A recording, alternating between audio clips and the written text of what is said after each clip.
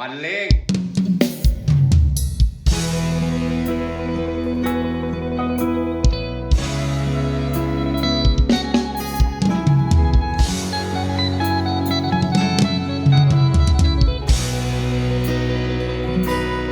อาบน้ำไก่อยู่แต่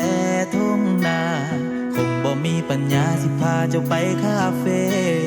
ถ่ายรูปสวยๆลงเฟซดอกเดอ้ายมันบ่เท่คือจังผู้บ่าวในเมืองตกแรงมาก็หาหลอกใส่เบ็ดย่านสิเฮ็ดให้เจ้าอายคนของห่างก็ย่านมันบ่สมเจ้าดอกลาคนไทยวาสนาก็คงสิบ่ได้ขอทาย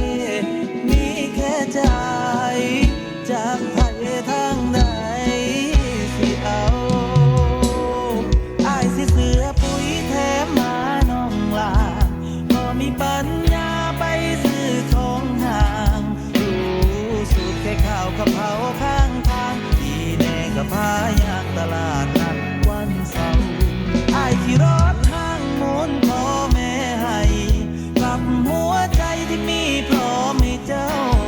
อยากได้อีหยังก็จังค่อยสร้างสู่เอาอ้ายย่านแต่เจ้า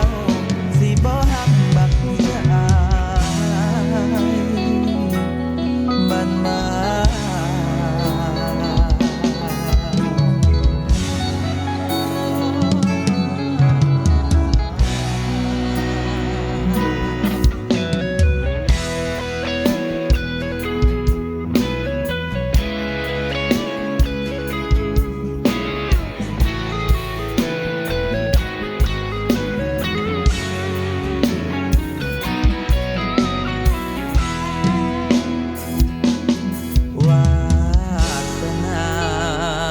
ก็คงสิบ่ได้ก่อนทา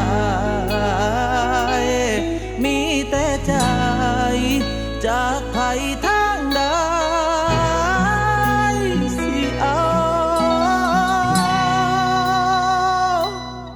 อ้ายใส่เสื้อปุ๋ยแถมมาน้องลา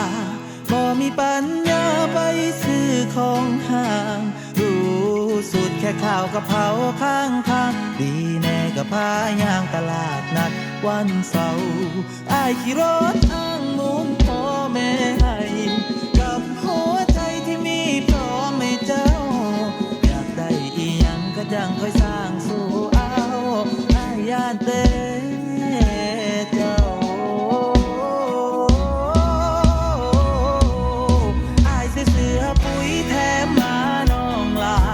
บ่มีปัญญาไปซื้อของห่างรู้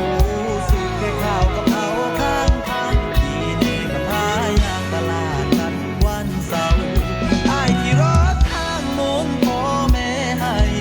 กับหัวใจที่มีพร้อมให้เจ้าอยากได้อีหยังก็จังค่อยสร้างสู่เอาอ้ายย่านแต่เจ้าสิบ่ฮักบักผู้ชายบ้านมาย่านแต่เจ้าสิบ่ฮักบักผู้ชายบ้านมา